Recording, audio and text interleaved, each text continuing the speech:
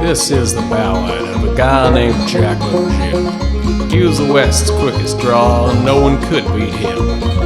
At the tender age of 10, he lost his mom and pop. So with a gifted metal arm, became a man of law. Hey viewers, welcome to our show. It's the Birth of Jackalope Junction right here on Jackalope Junction TV. My name is Russ, the big guy, and with me is Greg Shumsky. I beat you to it. All right, Greg Shumsky. He is the visionary behind Jackalope Junction, the world's first steampunk Western story park. And if you've seen any of the previous episodes, you also know he's the CEO of Acorn Entertainment Group Incorporated. It's a transmedia storytelling and themed entertainment design company. Greg, what's new? Right. I'm good. What's new? Everything is new. I'm in the process of remodeling our kitchen countertops right now. So I've been popping up tile off of lath and plaster that was put there in 1953 when the house was built. And it's finally coming up. I like your new virtual backdrop there. Is that what? Tell us about that. Who is doing those?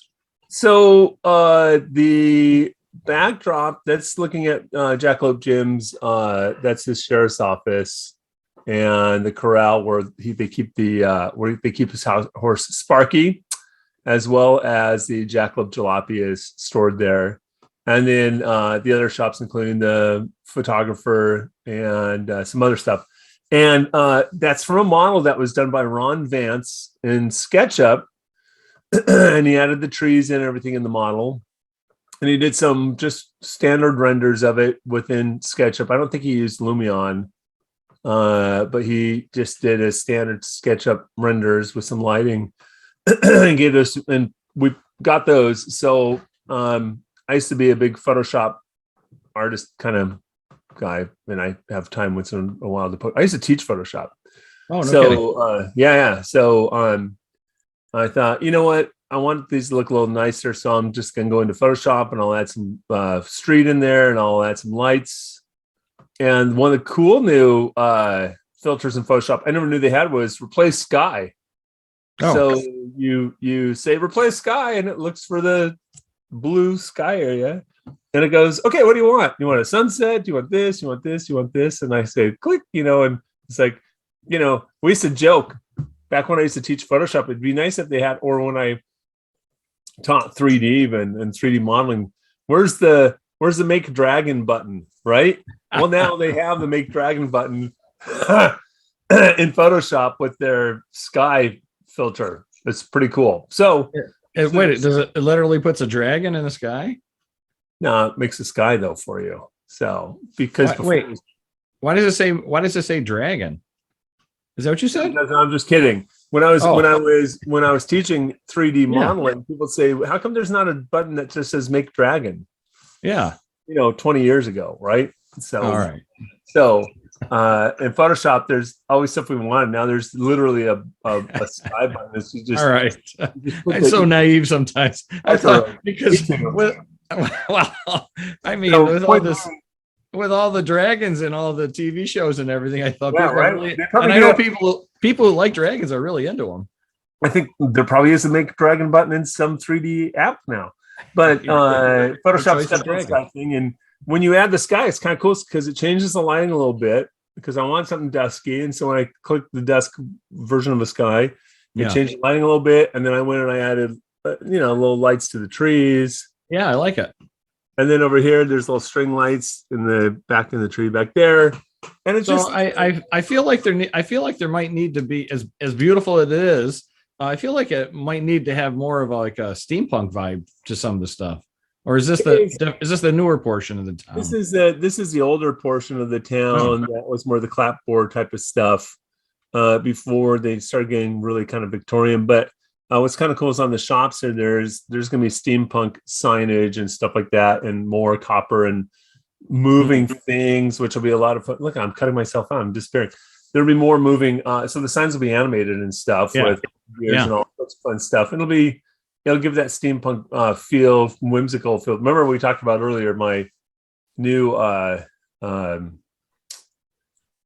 abbreviation, but our acronym LOW for level of Whimsey. That's the acronym we're using for Jackalope Junction. You have to have a certain level of whimsy for everything. So Okay, so so looking at that illustration, it's just to kind of give us an idea of what to expect. So as that exists right there, as we look at it, what is that level of whimsy? well, towards the end, Just, there's not so much level of whimsy there, but if the shop's next to it, like that blue shop, I believe yeah, is a place where you could do antiquing and stuff, so you could get vintage items that have been upcycled, yeah, and all original upcycled antiques and stuff like that, and vintage stuff. That'll be a lot of fun. And the signage on there will be very whimsical, as well as the colors, and it's going to pop a lot more, obviously, yeah. than this. And then I think next to it, with all the glass, that's the photographer, the photo studio, where you can go in and get your photos taken. There'll be a big animated camera with an eye looking out at you, and it'll be all coppers and brass and coppers. Okay.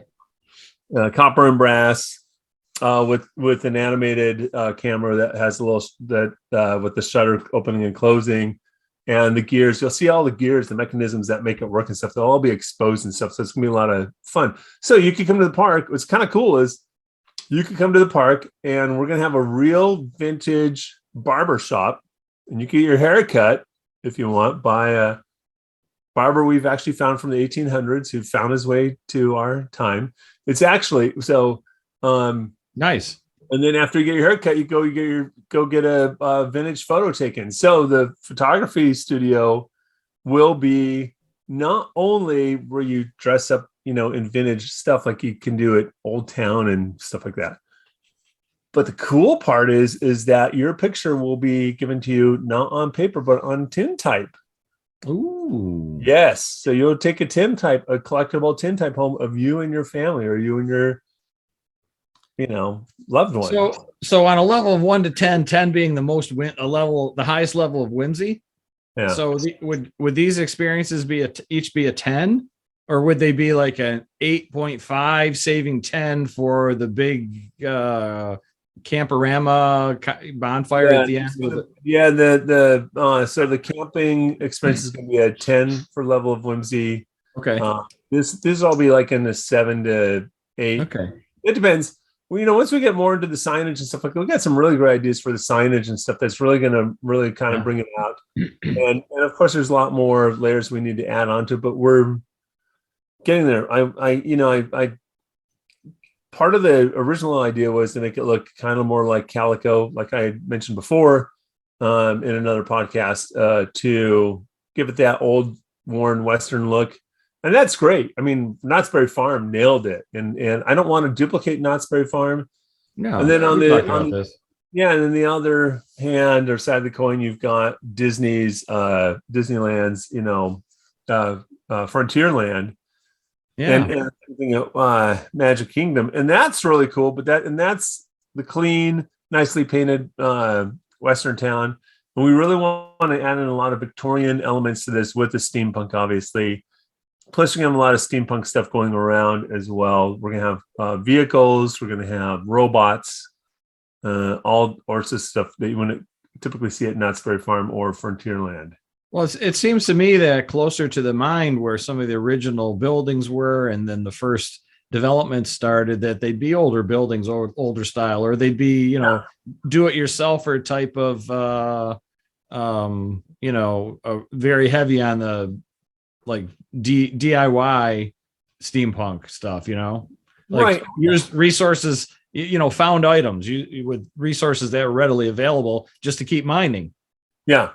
The mine caves are going to be pretty cool because there's going to be all sorts of big gears outside of them, and you'll see big pumps going and all sorts of things outside the mines that are either still kind of moving, water shooting out, of course, because everything's pressurized with water and steam, and steam will be coming out of things. And and the same thing with Blacksmith Bill's, the blacksmith shop. You're going to see quite a bit of huge, cool steampunky machinery making that all work as you go in and see his inventions he's working on and whatnot. So seems like maybe we need a tinsmith adjacent to the blacksmith or something. Maybe, And the thing is, we don't want to get too steampunky because it's steampunk Western. Yeah. So there's a balance, and we want it to be familiar to guests that come in. Like they expect a Western town to look a certain way. Well, we have that, but at the same time, we have the added elements that people go, "Oh, I get it. This is not your typical Western town I've walked into. This is not Right. This is not Disneyland. This is not any of the cool Western towns that they have where they do the where they do the shows and stuff like that, and the reenactments and shootouts and stuff. It's gonna be a lot more fun, I think. Yeah, because otherwise it'd have a low level of whimsy. Exactly, or no whimsy at all. Yeah, or no whimsy. No whimsy, just dirt and shootouts. And dirt. dirt and pine timbers. Dirt, pine trees, cones. Yeah. Speaking of pine timbers, apparently there's a fire out your way. Well, I say your way. I'm on the East Coast, but yeah, yeah. Everything west of the Mississippi is my way. Yeah, Supposedly there's a big fire in Arizona, which is close to where we're looking to build. It started out what I was reading in Prescott actually, and moved north towards Flagstaff. It's claimed last night a few hundred acres or something crazy, which is weird because it's pretty green in that area and it's not dry at all. So, well, they said it was dry. That's what they're saying. Yeah, they had a lot of snow recently, and they just had a bunch of rain. So, I don't know. I'm hoping maybe that helps since maybe the recent rain. So we had a spring snowstorm here. I actually spent a couple days at my daughter's house because we had no electricity. Oh, I saw that. Somebody posted something about that. A big portion of New York State, at least. And I didn't look at other states, but we were out for a couple days, and there were many people who were out longer. So, wow, I don't know how we're going to be charging all those electric vehicles and everything else that are being mandated. New York State is probably as bad as any state. New York, we live in the two worst states for unfunded mandates here.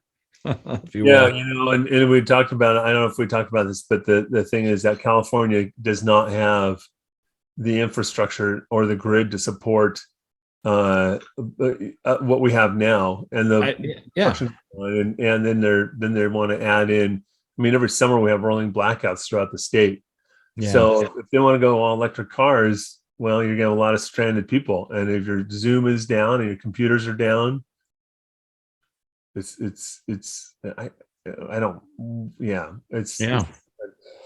think electric cars are cool and all. Maybe they need to be steam powered instead. If only those gems were real, right? Oh, they are real. What am I saying? They are real. Well, you're not supposed to tell people that because then they'll go looking for them before we open the park and show them. Right. So they're not real. Don't bother going out there in Arizona. You won't find them. They're well hidden. Oh gosh. Yeah. So there's all kinds of problems going on. Like what are some of the problems that the stories at Jackalope Junction are going to be addressing? Well, one of the big stories we deal with is the subject of loss. Our biggest one is loss. We have so many other great ones. I mean, not great, but other ones. Yeah. We talked about loss last time. What do we have another one? The other ones we'll be dealing with is just having respect for other people despite our differences. Yeah. It's funny. I was saw a post the other day and reminded of what Fred Rogers would teach on his show. And he would say, you need to respect people, and you need to be responsible, and you need to be accountable, and so on and so forth. He would do stories about it, and he'd have he'd run to the little puppets and go, oh, somebody stole this from me, and well, that wasn't nice. And he called me names, and blah, blah, blah. So we're doing the same thing. We're carrying in the footsteps of Fred Rogers. I mean, what a genius, kind-hearted man he was. And if you look at any old episodes and show it to kids now, they go, "Oh, how come I never knew about this?" Everybody, I think we all grew up watching Fred Rogers. to a I've, point. yeah, I mean, I've seen a few of them. I know that adults have almost a reverence for him and for his ideals, you know, Yeah.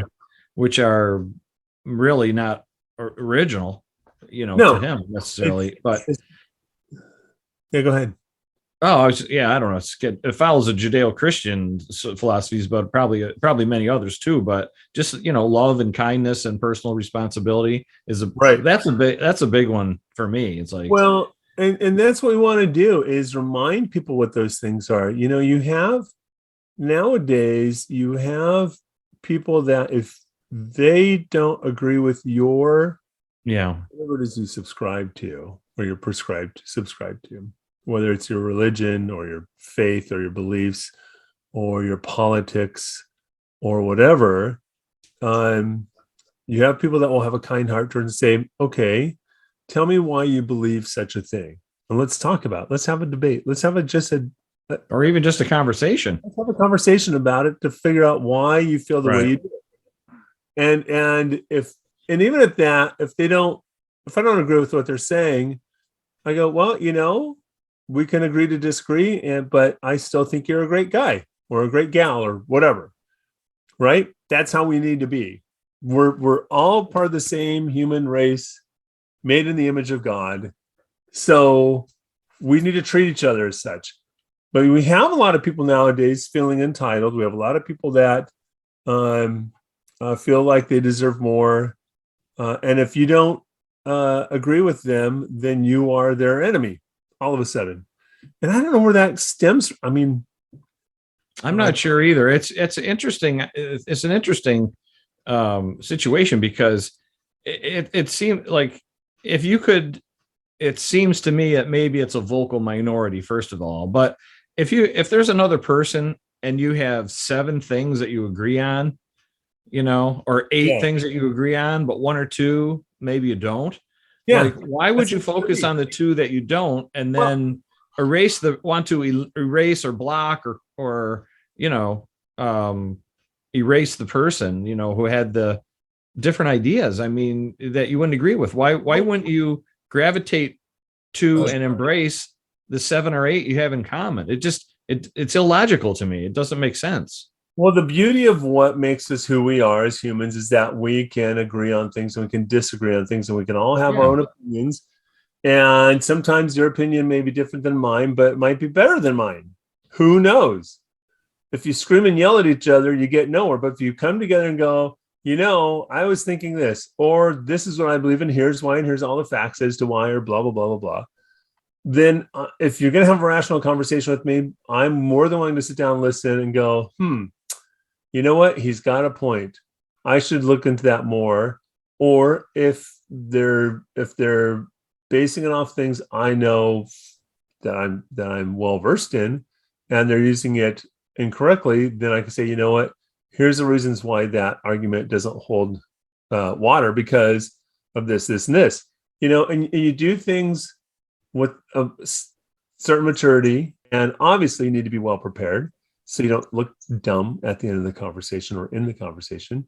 But you know, we were all designed to have different ideas and creativity and everything to make just a great place we live in.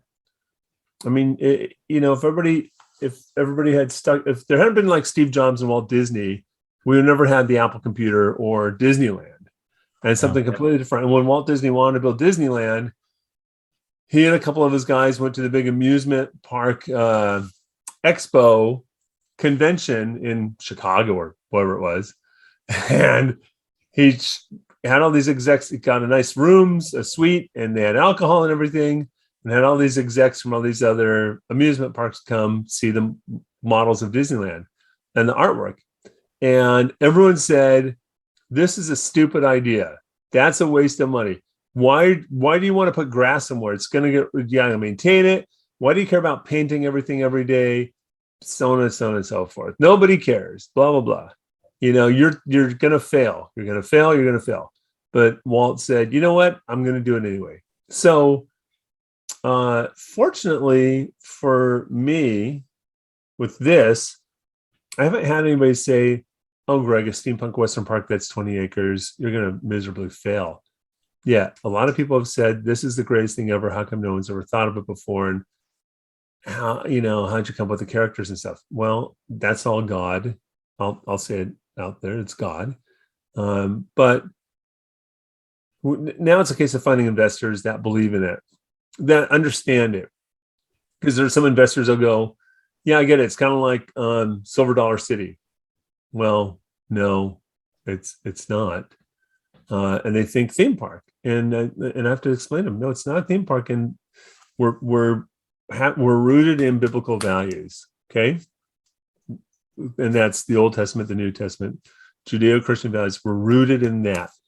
We are not being overt about it in any such way, such as Lord of the Rings was not overt about it, about being Christianity, or the Chronicles of Narnia, which is a great series by C.S. Lewis. Same thing. If we could teach kids through families visiting the park, through our stories in books, through a television series, about those values that we need to hold close to us, to allow us to be human, really, towards each other with kindness and love, despite your faith background, your religion, despite your color, despite your height, despite your gender. We want people to know what truth is, and how to just be kind to people at the end of the day, and treat each other with respect and kindness. That's what it really comes down to. It's really not that complicated when you stop and think about it, because we all have our hierarchy of needs, and some of the most important things for humans are to be recognized and accepted. Well, it's funny because a lot of animated fare today on different channels, they create characters that are spoiled. They create characters that are not good. Yeah. I mean, they're not good role models. And the parents sit their kids in front of the kids watching and go, oh, well, if that's how they can behave, that's how I can behave. Now, some of the stuff is tongue in cheek, like SpongeBob, which is just hilarious. However, SpongeBob is just hilarious, period. Yeah. However, children don't know how to differentiate between that being just silly nonsense and how they should behave as a child. My parents would never let me watch the Flintstones. Oh, really? Wow. Really? Yeah. I used to watch it all the time. I never wanted to bonk people on the head or go for a ride. I want to go for a ride in my Fred Flintstone mobile, though. That's true. So, well, I guess I think there was a lot of I don't know.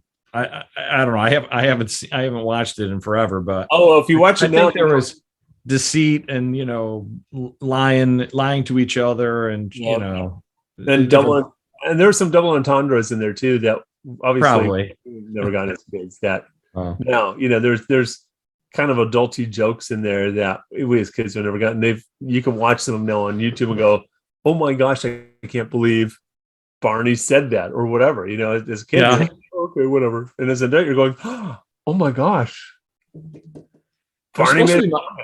I think wasn't it modeled after the Honeymooners? Yes, it was. Yeah, with a little more adult comedy, I think, in it. Same thing with all the Bugs Bunny cartoons when you think about it. So yeah, but we really want to, we want to help kids be able to cope. We're going to be dealing with bullying, obviously. We're going to be dealing and how to deal with bullies. And there's so many programs out there on bullying and stuff, and we want to approach it from a little maybe different perspective than, look, my hand keeps disappearing. Whoop, my bad hair. We want to approach, there's like we talked about loss. Kids can lose a parent. How do they deal with it? They can lose a loved one, a grandparent. How do they deal with it? Parents can lose a child. We get it. We want to help people learn how to overcome life's daily crud. Yeah, more or less, because there's a lot of crud we get every single day. That's And- that's a good way to describe it. Crud. yeah, and so how do you? We need the tools to be able to scrape the crud off. Yeah, right. And there's a really great book that came out ages ago, which I'm sure a lot of you are familiar with. Who Moved My Cheese? Remember that? Yeah. So a buddy of mine, Steve Pileggi, who actually did a sketch of Jackalope Jim for me one time before Victor's version, was the illustrator on Who Moved My Cheese. That's when I first met him, actually, after the book just came out. Oh, no kidding. And he's here local here, San Diego, and great guy. But yeah, that's such a great book on coping and dealing with change. Yeah. And it's a smart book. It's held up well over the past people still recommend 40 it. years or 35 years or something. It's held up just fantastically, right? And yeah, I mean, I've seen it recommended even in the business world for entrepreneurs and professionals who are trying to find their way, right. So yeah, so that's we really want to bring back, and that whole wholesome entertainment. You come to the park, you don't have to know the story. Yeah, you can get a great meal, you can have fun on the attractions, you get caught up in the story because the park is in 3 chapters, from the beginning to the middle to the end chapter. The exciting part, when you go to the mine caves and go for a little leisurely tour of the mine caves and get caught up in some shenanigans with the Slippery Slope gang, and they'll be coming after you and shooting at you, and you're trying to escape.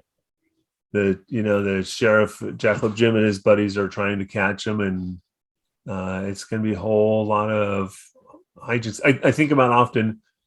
It wasn't the best Indiana Jones movie, but probably the most exciting one was the Temple of Doom. Right, from the minute it starts off, I remember watching it when it was in the theater, and you're on the edge of your seat pretty much the whole movie, from the scene where they crash in the plane and they fall out of the plane on a life raft and go down the mountainside up in Mammoth, which is supposed to be India somewhere, wherever it was. So yeah, that was we wanted, and the Mind Cave Adventure Tour starts out kind of mundane and boring, but it's gonna be a lot of fun. Or maybe not a lot of fun. We don't know. It could be totally mundane and boring stuff. Maybe we'll drop you off in the middle of nowhere in the caves, and you got to find your way back to civilization. Maybe it depends on choices you make when you're in there. Maybe it just happens randomly with that, just because it might never be the same, right? I mean, it's all broken down anyway, so we can't tell you what's going to happen. We just hope that there's not another cave in, and we hope that all our people going through are just safe and sound going through it. Right? You don't want to walk through the portal you don't want to go through the time caverns, the time gems, the time crystal caverns. That's the part. If you end up going through that part, you may never come back. So we never know. It dumps you out into the parking lot. Yeah. It dumps you into the parking lot. You have to pay to get back in. Right. I like it. There's a clever way. That's the way to do it. What the heck happened to me? We need extra cash this month. I just changed the mine tour, the mine cave tour. Right. This way to the egress. Right. Oh my gosh. Oh God. Anything else you want to talk about today before we call it quits? I just want to go back and everybody that, I have such a huge list of people that worked on this so far. We have more work to do. We're looking for investors. Now is the time to really strike while the iron is hot. People are looking for more wholesome entertainment based on old-fashioned values. I hate to say old-fashioned, but they are old-fashioned values. But that's what we need it. Our families need it. Kids need it. Adults need it. There's a lot of people en masse leaving the Disney thing because of where that company is currently going. There's a lot of fantastic people that work at Disney. Good, honest, good, hardworking, beautiful people that work at Disney that unfortunately are stuck in the middle of what's going on with the corporate head. Maybe Disney buys out Jackalope Junction and they make me CEO, and I'll be the next. And we'll who knows? Really want that headache? Oh, I don't mind, honestly. I wouldn't want that job at this point, and to be ahead of that entire, cornucopia of business. Yeah. I mean, they have so many things going now. I mean, that is like, it's nuts. I would do what Steve Jobs did, and I'd come in and, like, when Steve Jobs came back to Apple, and they had this Mac and this Mac and this Mac and this Mac and this Mac and the Newton and this and this and this and this and this. And Steve Jobs said, "You know what? We're killing this. We're getting back to our roots, and we're going to make the best computer." And then they did the iPod, and they did the iPhone, greatest thing, and then eventually the iPad. But they really, which actually replaced all those devices.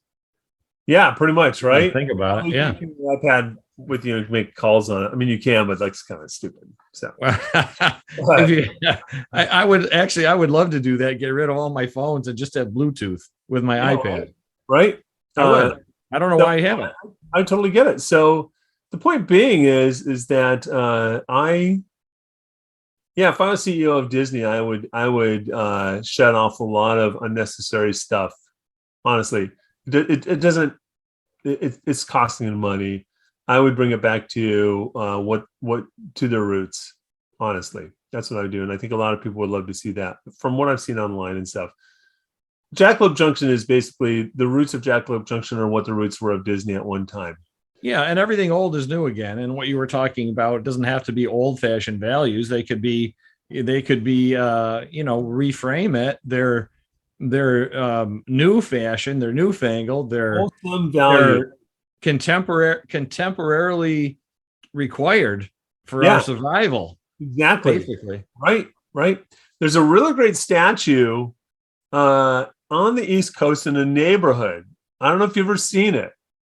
And it was constructed or sculpted, I think, in the early 1900s or whatever. And it's what civilization is supposed to be.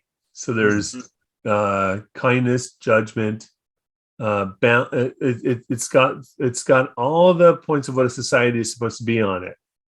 And it's really beautiful. It's a beautiful piece, and it's in a neighborhood somewhere. I've seen it on a broadcast one time.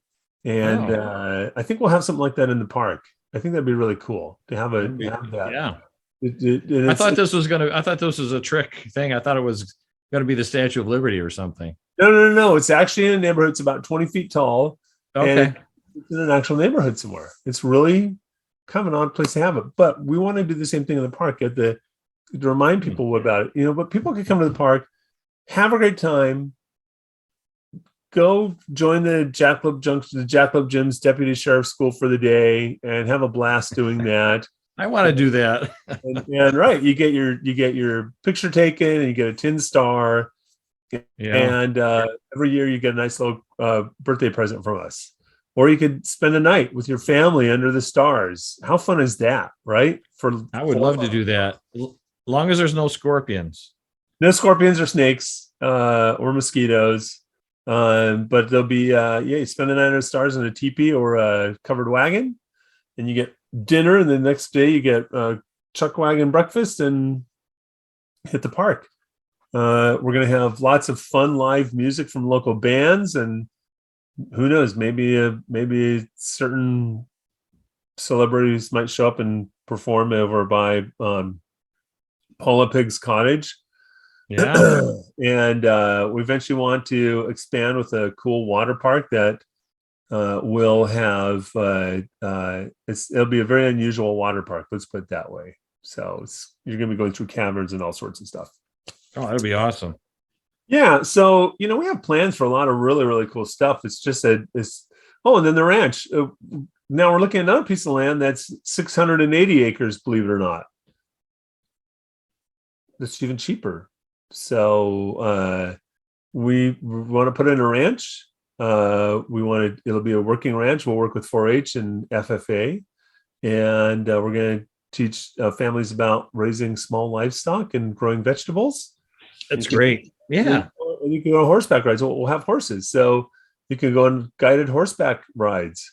How fun is that? You know, so you come to Northern Arizona, you go to the Grand Canyon with the kids, you go on the train, which is fantastic. The Grand Canyon Railroad is just the neatest thing in the world.